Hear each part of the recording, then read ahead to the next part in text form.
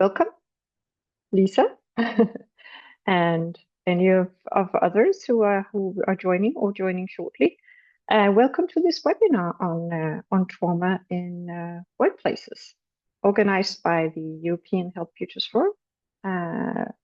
And just shortly to talk about what EHFF is it's a Irish-based NGO working within healthcare system, working with future foresights, and we are a lot of different professionals, and are working with how to make better health systems in the future for everybody. So a warm welcome to you, Lisa, and thank you for being my fireside talk partner today. Pleasure, Nina. Pleasure, likewise. We talked about last time we talked about this, and this webinar came into mind was because we talked about trauma in workplaces, and of course more specifically your new book, or it's not that new anymore, but it's still quite new. Your baby, the physiology of bullying, and in that case you've looked into a lot of different perspectives on how trauma is also a part of our workplaces. Yeah. And just to get us started on who you are and what you've been working with, we could maybe start with you just briefly introducing yourself. Yeah, absolutely. And just before I do, just to say that I've been really looking forward to this chat because I know it's something that we're both really passionate about. So so I think it's going to be really enjoyable. But for those who don't know me, my name is Liza Collins. I've worked in the health system for 36 years. I've worked from frontline to the boardroom across all sectors: primary, secondary, tertiary care, regional, national programs, and international. And the last 5 years was public health. And I feel like I've been gathering data and building pictures and noticing patterns.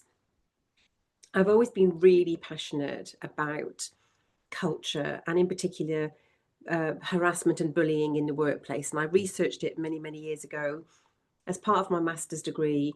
And then last year I released a book about it as well. And that was a combination of having my own experience of workplace bullying that left me feeling severely harmed afterwards, and combined with an investigation that I did in 2020, because after having my experience, it got me really curious about the toxic end of bullying, because I think there's definitely a scale, and what I experienced was the really nasty end of bullying. And I just got curious as to who else had experienced that.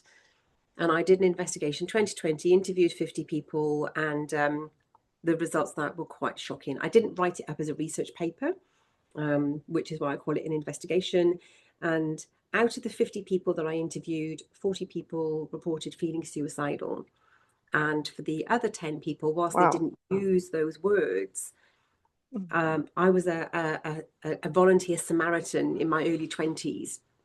For those people who don't know what that is, it's a crisis helpline for people feeling suicidal. So for those 10 people who didn't speak out just openly about that, they were using words and phrases and signals to demonstrate to me that it wasn't that far from their thoughts, if that makes sense, just from the phrases that they were using. So yeah, it was a really interesting experience. And I guess to link it to today's conversation, and I guess I still struggle to talk about it a little bit, is that when I had that experience, I had PTSD as a result. And it still feels strange to say that out loud, because, you know, at the time it was like a friend of mine who was a trauma expert said, Lisa, this is trauma. And I was thinking that it can't be trauma's war. Trauma's rape. Trauma's not work. Yeah. How is that even possible that this could be trauma? But when you go into what trauma is, it very much explained all of the things that I was feeling, the reason for the collapse, and the gateway for me out of that was to look to the trauma experts, Gabor Mate, Bessa van der Kolk, Peter Levine, Stephen Porges, and it was their work that really helped me to understand what had happened to me, and how I could maneuver out of it. And that's when I then took all of that learning and research and combined that into the book last year, because it just felt like there was a big gap in our understanding of this trauma that takes place in the workplace, and that we've normalized it. We've absolutely normalized, and especially in healthcare. You know, I mean, I quite often get here to say, you know, that we don't have an epidemic, I don't think, of burnout. I think we have an epidemic of people trapped in the threat response. And obviously that's what we're going to talk a bit more about today, and especially Fawning, because I know you've got a lot to say about. Interesting. Yeah. So I think actually there's a lot of focus on burnout, building resilience, and we can maybe get into that in a bit more detail, because I think there's really interesting things to really look at and understand what we're actually saying to staff. For example, like when we're talking about resilience, because we're putting the responsibility again at the foot of the individual to say, this is your issue, your fault.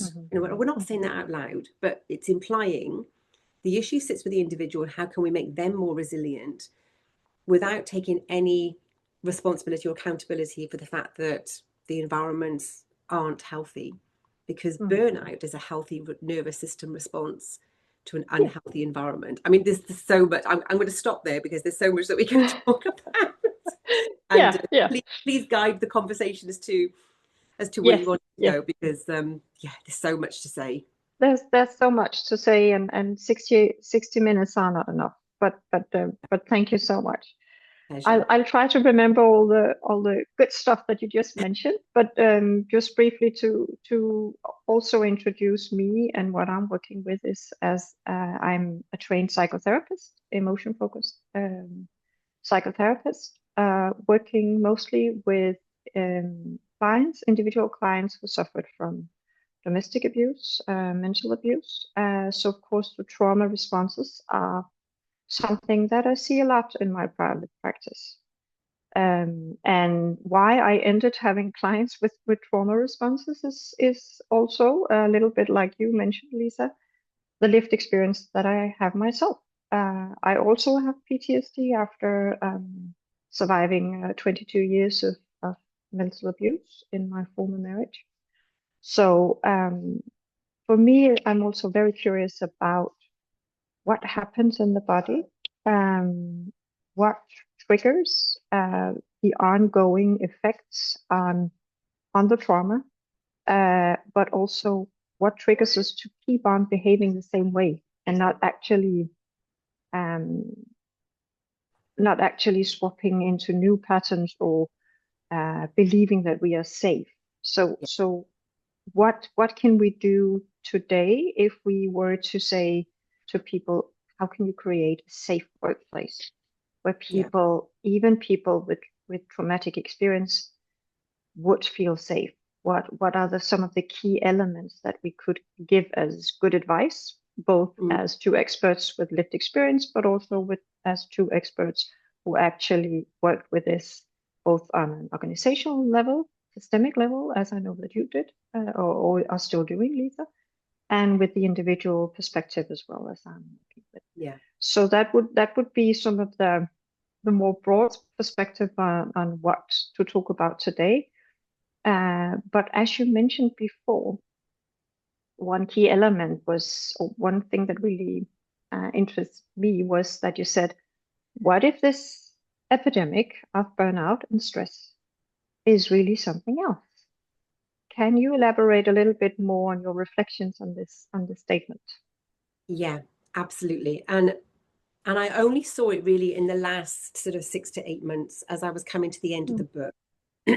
Because the journey that the book took me on was to understand what happens to us physically when we're being bullied in the workplace. And of course, it's relevant to any sustained stress and pressure that we're really put under, and especially the more extreme when it kind of tips more into abuse. And what I learned from that was, especially with bullying and harassment, we're hijacked into the threat response. And we know this as individuals. And it's interesting, I think, especially in healthcare, because we're so ignorant, I think, to this physiological aspect of ourselves, given that it's healthcare. It feels like we should be experts in it, really. Yeah. And Yeah. so basically, when we are in a situation where we don't feel safe, and especially if we feel we're being targeted, our threat response is high. It is ignited, if you like. So what happens then with our brain is that the amygdala, which is the sort of the deeper reptilian part of the brain, becomes inflamed. It becomes like a faulty fire alarm. And if you think about our nervous system and the way that it's wired, you know, this is what's kept us alive. And I think it's interesting for women that, and I recognize it in myself, when I've had this response to toxic environments, I have mentally talked myself out of it by saying, oh, I must be imagining that. Maybe I'm being a bit oversensitive. So my nervous system was telling me one thing, and I ignored it. And worse than that, I overrid it with logic. And I look back now and I think, gosh, that feels so harmful to have done that. And I don't know whether that's more of a female response to do that. What I did find out when I did the investigation and I interviewed men was that a lot of shame shows up for men, especially if they've been bullied by women. But in terms of the nervous system, when that happens, the amygdala is inflamed. You know, we're in fight or flight, and depending on what your go-to is, I recognize my initial go-to would be fight. So that aggressive part of me, defensive part of me comes out. But I also recognize, depending on the situation, the flight would come out as well, where I just could not be in the same room or environment as somebody.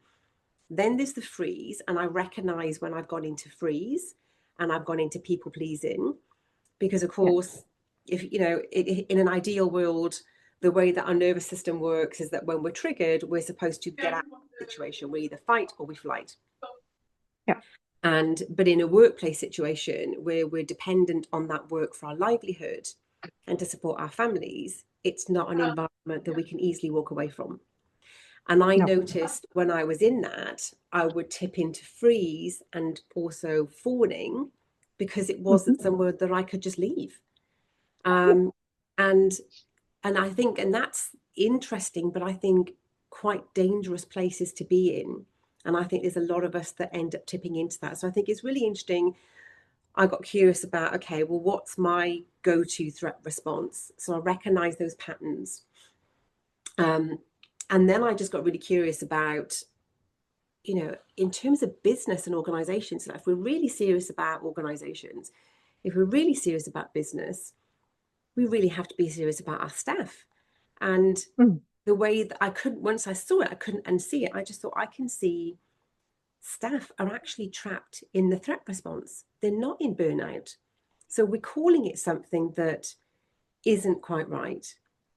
Because if I wind back on that, burnout is a very healthy nervous system response to an unhealthy environment. So first of all, we don't really say that out loud.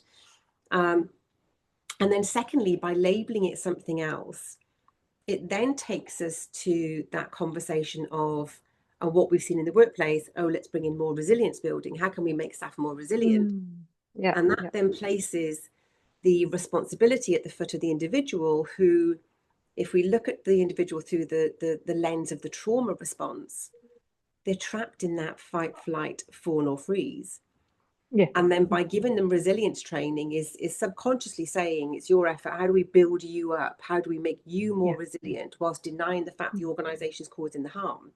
To go one step further, you could class that as gaslighting even. You So know, the system and the structure of the system and the protocols that we actually start when this happens are actually putting an add-on to the stress and the burnout and the trauma responses that the professionals are experiencing. And that's really, really interesting that what you're saying there, because the clients that I'm working with, some of them are maybe gone through a very toxic divorce, and they are reaching out to the system for help, the social services, the courts, family courts, etc., etc. And each time these clients need to tell their case over and over again, and they are experiencing that it's difficult to be understood. It's difficult to be validated in your story. And when you've lived in this mental and domestic violence for so many years, what you also have experienced is that your reality and your truth is not it's not validated by your partner. So meeting the system again, fighting for your children, fighting for whatever is going on regarding houses or apartments or whatever. This is a very difficult situation to be in, and a lot of these clients are battling this alone. And we talk about that the system, actually, the social services and the family courts are putting in extra abuse, what you call it, weight into the already very abused system that these clients are experiencing. Yeah. So in order to gain a new life with whatever they need, they have to go through this as well. And this is in a period of time of their life when they are starting to understand with language what they have experienced. So while they are being super educated in understanding the abuse, they also have to while they also have to navigate the system with this new understanding. And we both know that this takes time. It takes time to understand what you've been experiencing. It takes time to actually, as you said, just say the word that I have PTSD. This takes time for the system to understand, because we have so much in our prefrontal cortex. So we are so much up there all the time. So validating your own experience and being kind to yourself in that time, or in that time of your life, is so difficult for people. And still they have the pressure of figuring out all the conditions for their new life. What about finances, etc., etc. So it's a very, very vulnerable time, and a lot of these clients that I have in my client in my practice, they actually experience that their ex-partner exploit that. They exploit it, and they use it to gain even more financial power over their ex-partner. So the consequences for the long run for these people who are trying to get a new life is extreme. And so when we look at mental abuse, we also know that the financial abuse is just one chapter of that as well. So we can almost always say that the mental abuse and domestic abuse, domestic violence, the social control, etc., etc. There's always usually also a part of it that's the financial abuse as well. And for many of my clients, and for many of the research that I've been looking at, it's women. It's women who experience this, and it's actually also women from middle to high incomes. So they might experience to have had a healthy economy.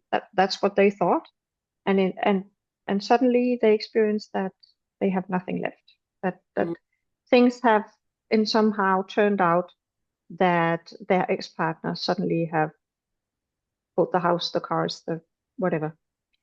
So a very interesting debate here in Denmark right now is that that the financial abuse, when we look at difficult um, and when we look at mental abuse, is to look at the financial abuse as well, because Mhm. it's easier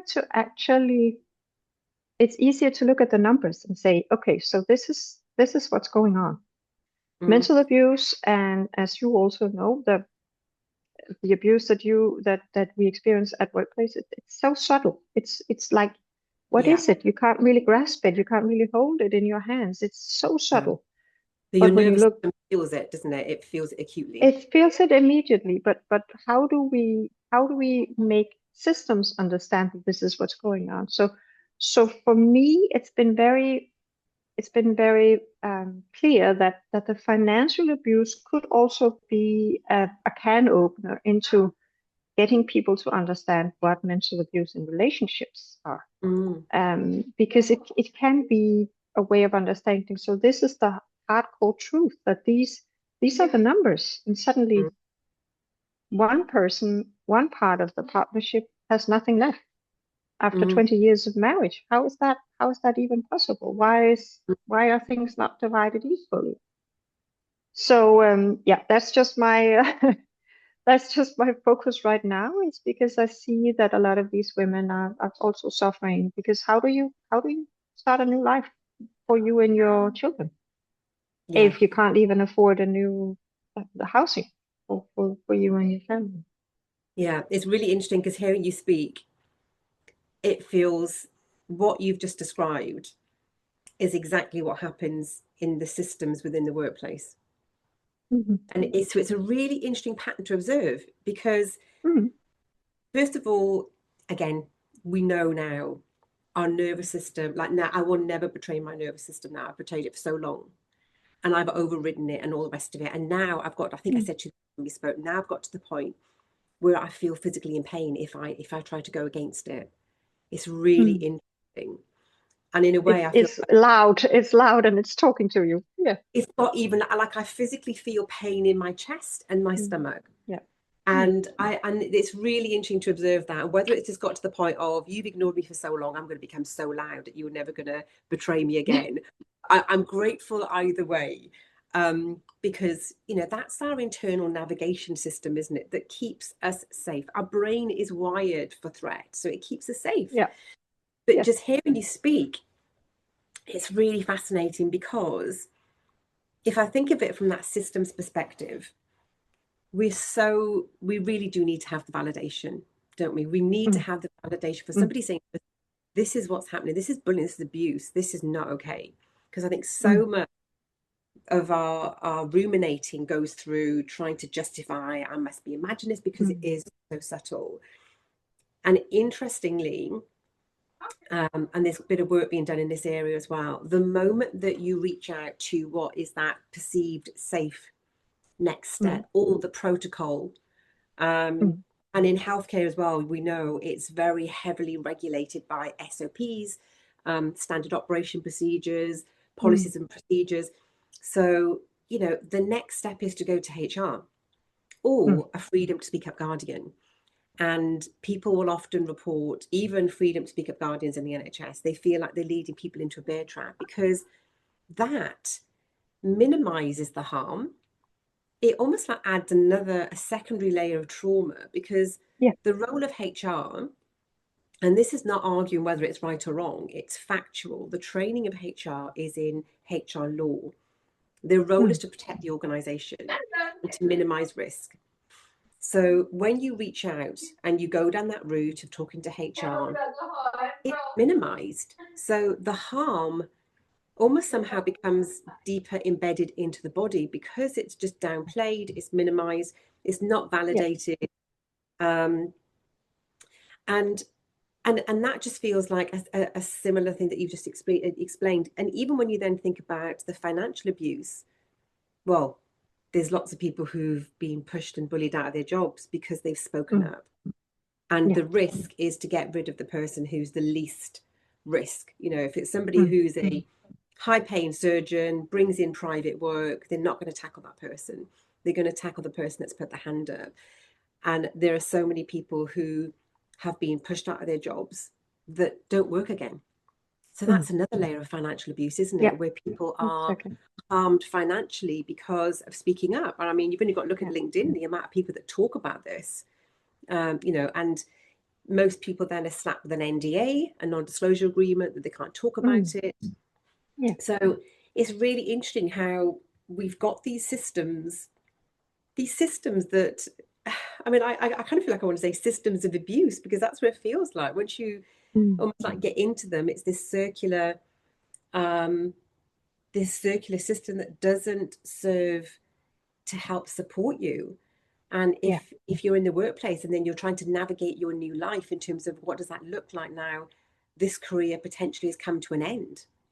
And as we know, when we look at the brain science, when the amygdala is inflamed, unless we talk about brain science and the amygdala, we wouldn't know to calm it down. So people take that trauma onto the next workplace, and it carries on acting like a faulty fire alarm. And I spoke to a group of chief operating officers last week, and one approached me at the end and said, "You've answered something that I couldn't quite understand. They removed a bully from a toxic environment, but the team never really fully recovered, and they couldn't understand why." But then understanding, when you look through the lens of trauma and the threat response, their amygdalas were still inflamed, even though the immediate threat was removed. They still saw danger. And it took a long time for them as a team to be able to know safety again. And actually, they did verbalize to that leader at the time that they were traumatized. So they knew they were traumatized, but it wasn't necessarily taken. It wasn't necessarily kind of dealt with in the level of seriousness when we think about trauma. And then the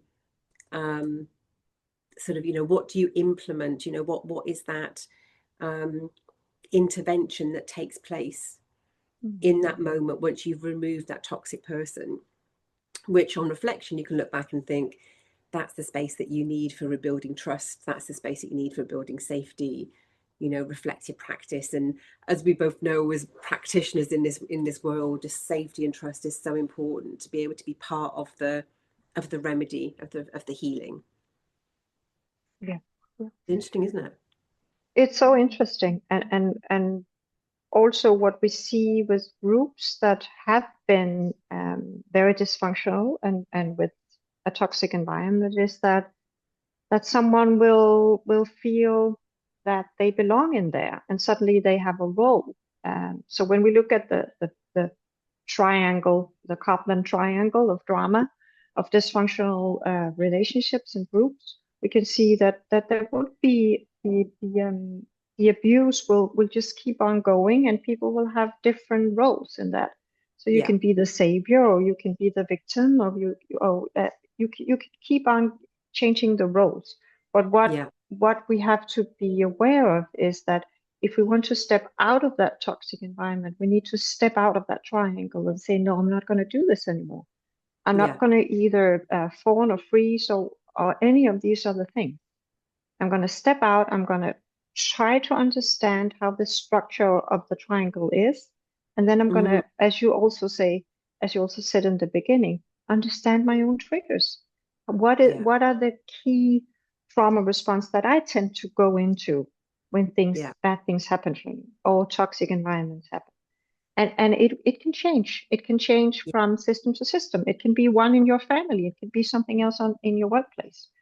But being able to understand it and have a language for it, and also understanding the triggers, the really physical symptoms that you have, is key element to understand it, and taking yourself out of that triangle in order not to be traumatized even.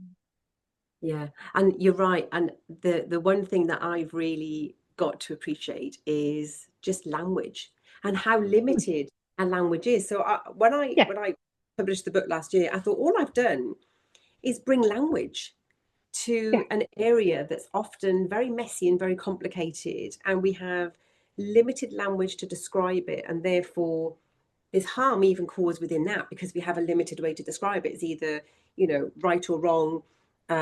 You know, you're either person to being bullied, or, you know, and this is the way that we deal with it.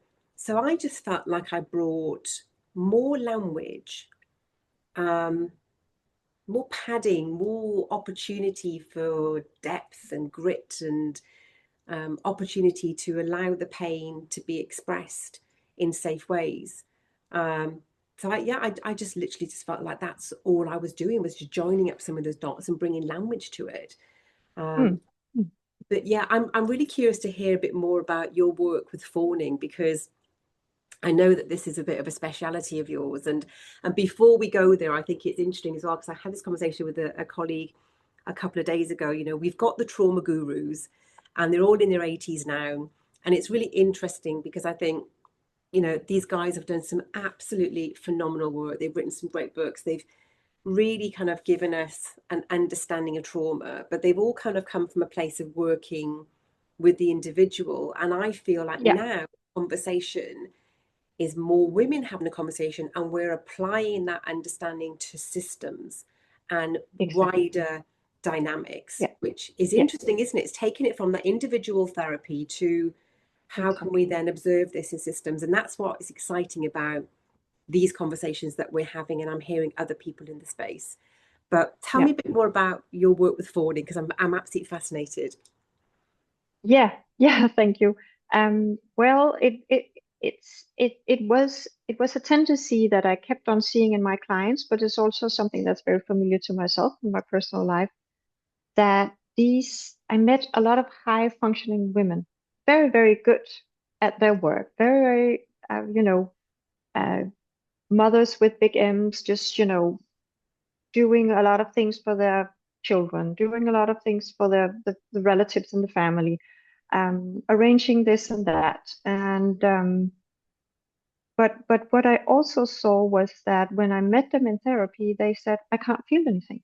I don't, I don't, on the outside, I should be happy. I have the two kids, I have the house, I have um, but something is missing. I can't feel myself. Um, I don't know what I would like. I can't feel my passion anymore. It's just like Mm, one straight line all the time.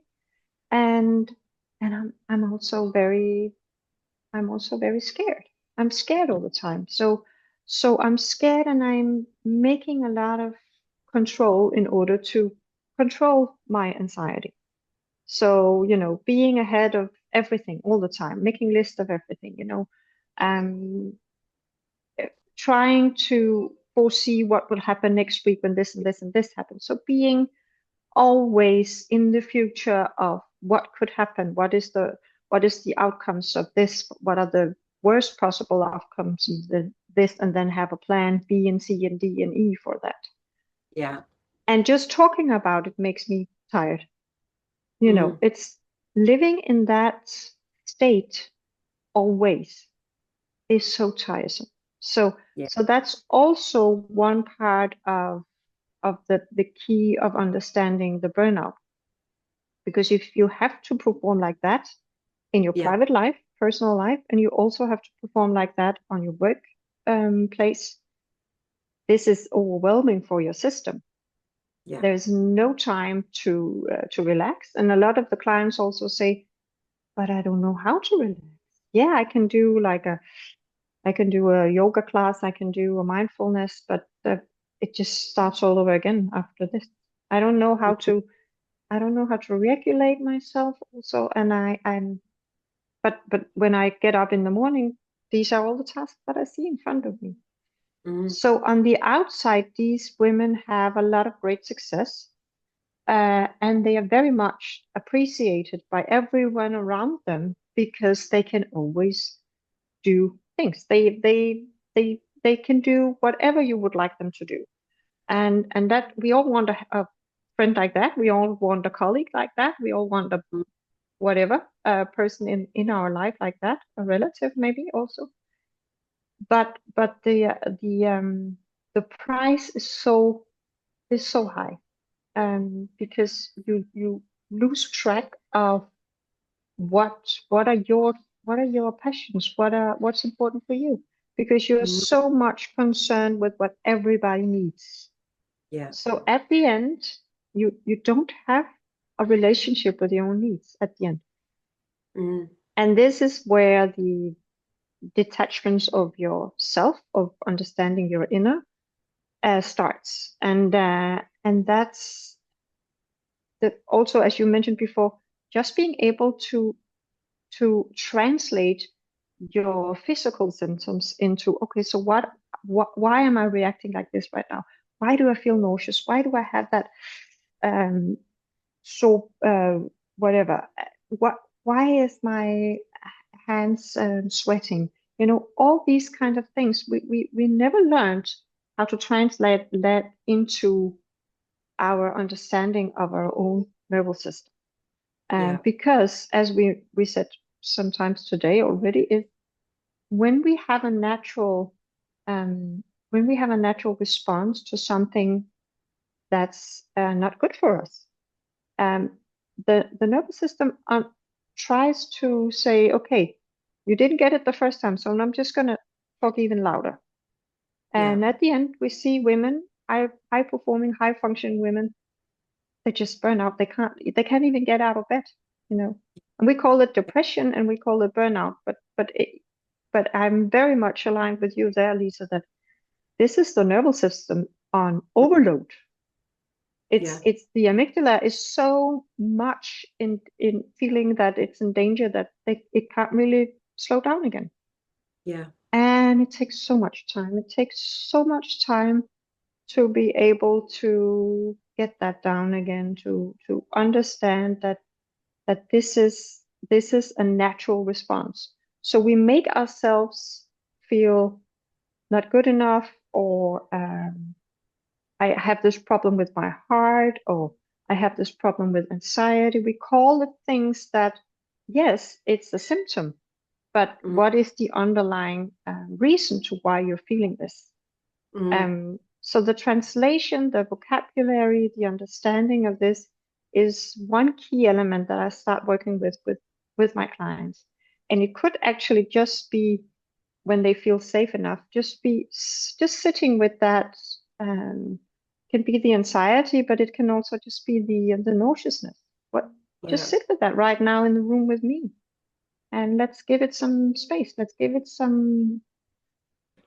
a tactile experience, give it some air, and what happens when we start giving these physical symptoms some language, some space? How do we create, so what is also necessary is, how do we create space for our inner world in this crazy world we're living in? And that is what the therapy room can do if the clients feel safe enough. But then they have to go out from that therapy room and use it in their everyday life, in the family settings, in the workplaces, etc. So language is key, education is key, and also not making ourselves wrong when we have these experiences. Yeah. Just going to pick up on a couple of points, and I can see we've got a question as well we'll look at. And I love the fact that it's about bringing language again to even deeper into that threat response of fawning. So bringing language to it feels like it allows space.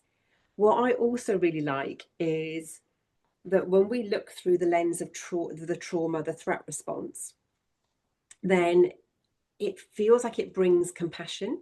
So from the workplace perspective, we can then look at people in the workplace and often say this to people: you can look at your team members, and is this somebody who is being defensive and aggressive, or is this somebody in fight?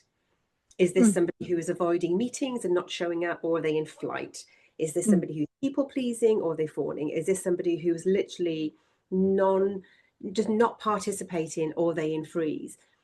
And what I like about that, and again, because it's about you bringing language and a new lens to that perspective, because if we go down the first route, we're very much trapped in that management language, which would look like, this person's not performing, or they're coming across as very aggressive.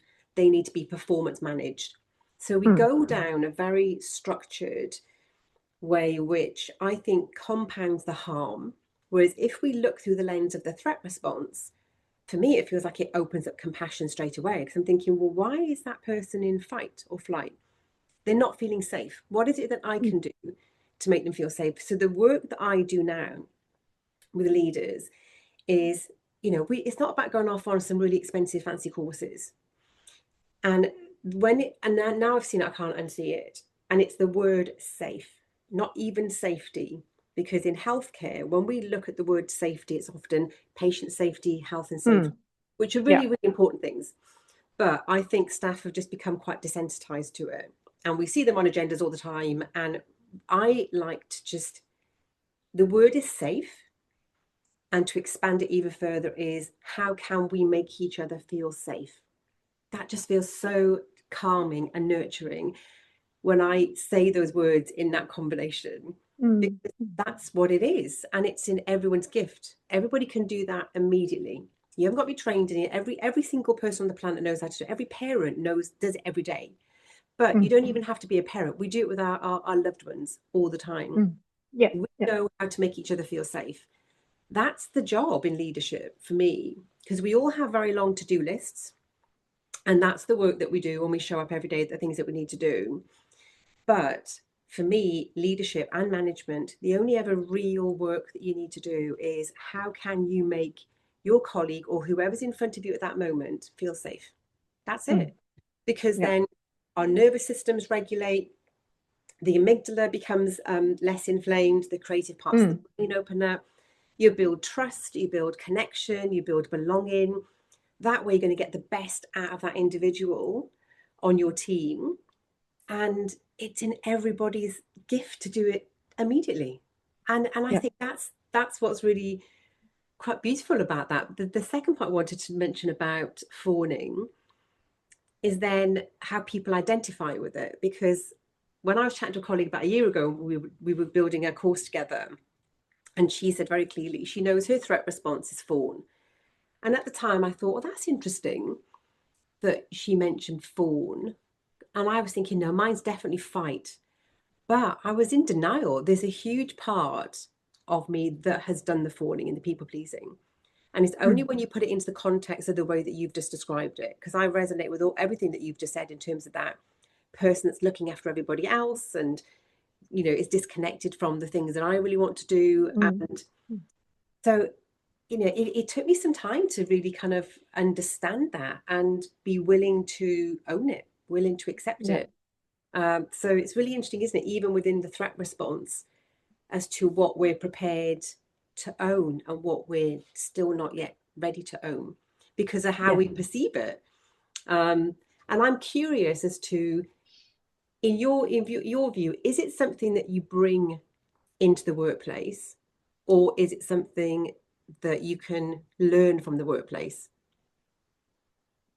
I think it could be either or, but we know that these responses are emerged in us in a very young age. So when we see that we get care, we get love, when we act in a certain way, especially in an environment where we feel unsafe, or it's unpredictable what's going to happen next. We tend to figure out, okay, so this way of behaving actually gives me something, and that's what I'm looking for. So if I jot that up a bit, what happens then? Okay, I get more care, I get more love from my parents, and I get more praise also. So I learned that being praised is the same as being loved or being validated. So the external validation is extremely important for me. And therefore I go after organizations where my position will be validated or praised by others. And especially within the healthcare system, the educational system, systems where when you are really good at performing and working hard, and you have maybe a role where you lead somebody or you navigate something or a big group, you will get praised for, now we got through another day, or this, we ended this project really well, or in our department, all the patients are feeling good after 10 days instead of 12, all these protocols that we can set up for ourselves. And of course, it's very natural, it's very human to search for places where we get validated, because then we feel seen. We feel that we are doing well, that that our competences are used well, and it might not even be that these are the competences that are the best in us. It might be that we should be more fighting. It should be. It could be that we are actually really good fighters. Because we learned how to argument, we learned how to put in all perspectives from a case and look it through a 360 view. So we know these things.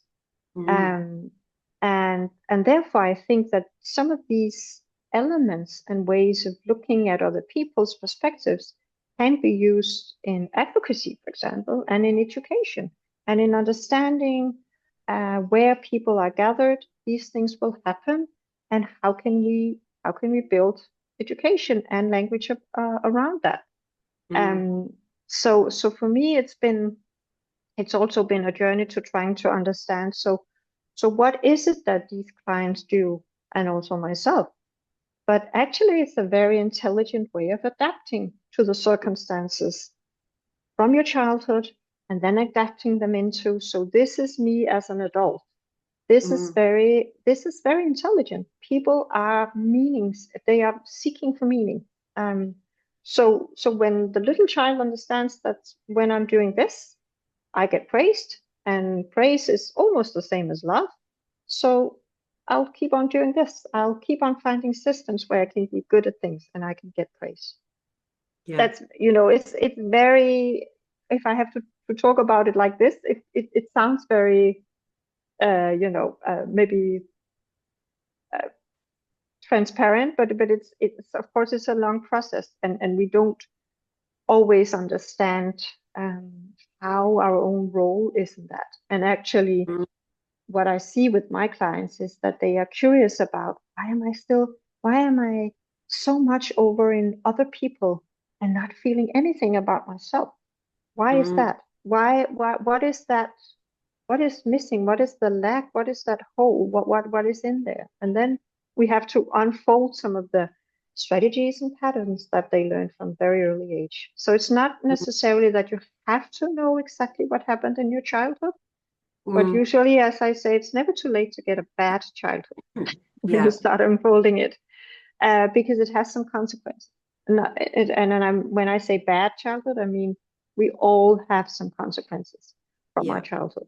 And of course, we as parents also make mistakes, and it will have effects on our children. We need to be able to respect that and say, okay, so what can I learn from this, and how are my children affected by the patterns that I have with me?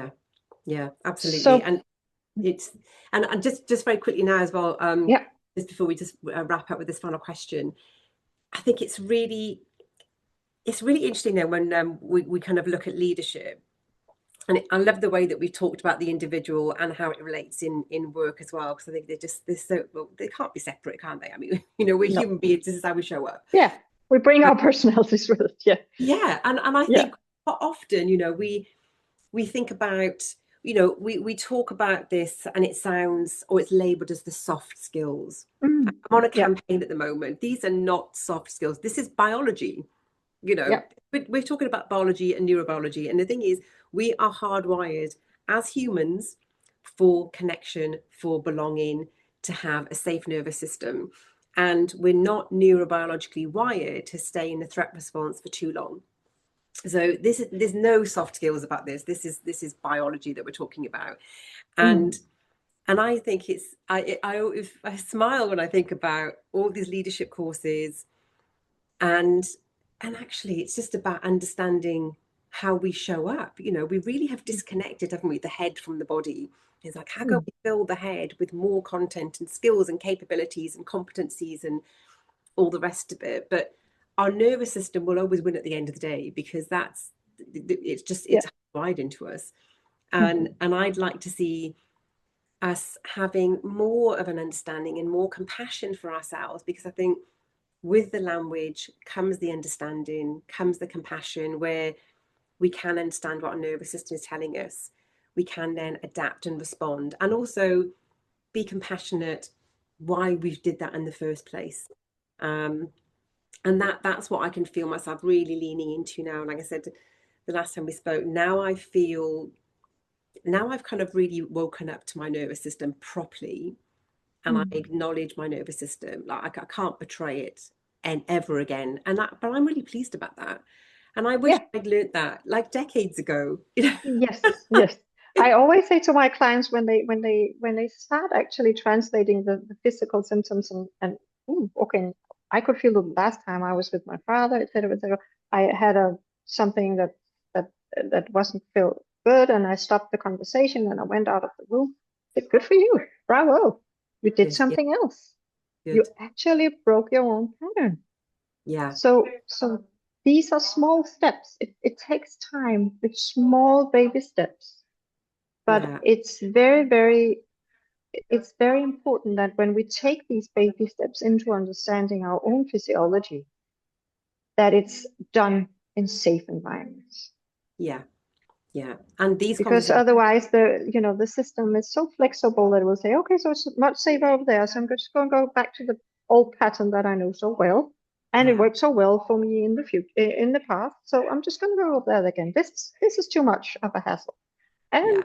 sometimes some people don't have the strength to do it, to break the patterns.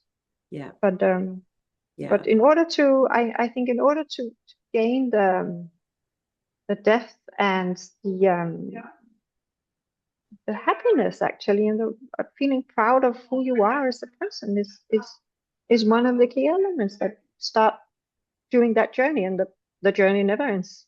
Yeah. Luckily, Yes. luckily. Absolutely. And by having more of these conversations and exploring, I think is helpful for us as individuals, the people that we work with, the people listening. So I'm really grateful that we're having this conversation today. Just looking, we've literally got about 4 minutes left. That has gone so quick. Yeah, Just very yeah. quickly, So yeah, the yeah, Jazz has just put some comments in the notes in the chat yes, bit here. yes. And so hi Jazz from Bucks. I used to live in Bucks many years ago in Wendover, so know where you are. She's very interested in supporting others to become aware of what is happening within their body when work and relationships are unsettling and their nervous system is impacted, which many of us are not aware of. My lived experience has given me the language that is so valuable. This conversation is so rich, informative, and powerful. Thank you for your comment. That's really helpful. And I suppose in terms of your interest in supporting others, I guess, Nina, there's so many different avenues, isn't it, to go down? Obviously, you're going to Yeah, have more of that coming from psychotherapy perspective. I mean, I've yeah. just brought this into leadership, but what would be your response to Jazz? I think the response is, first of all, good for you to have a language for it now. That's the first really really big step, and a language makes us understand the patterns, the whatever is going on there.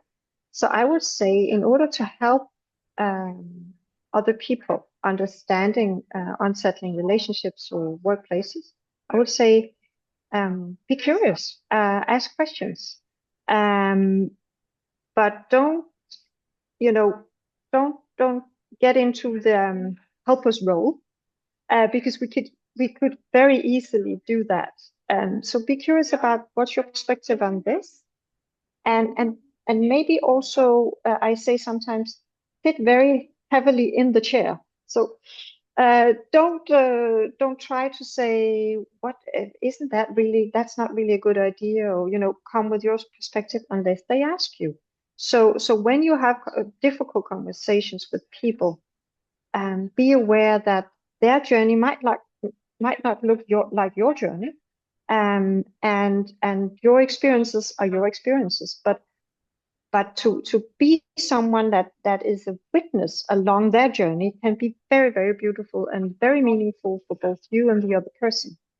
But unless people are, ready to look at the perspective and also gain the language, it can be very easy. It can be very difficult to help people. But the curious questions are the first good ones. I usually say when I'm having a new client, I would say to myself, okay, Nina, be stupid now. Just be stupid, and be aware that you will ask some questions that would not fit into that client's view on the world or view on themselves, and I have to say, okay, that I misunderstood, but can you please then teach me what is it that you're feeling in that situation with your mother?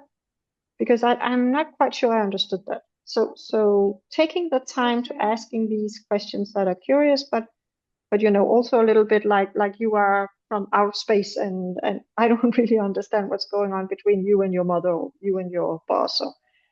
So that would be one persona that you could take on when wanting to help other people.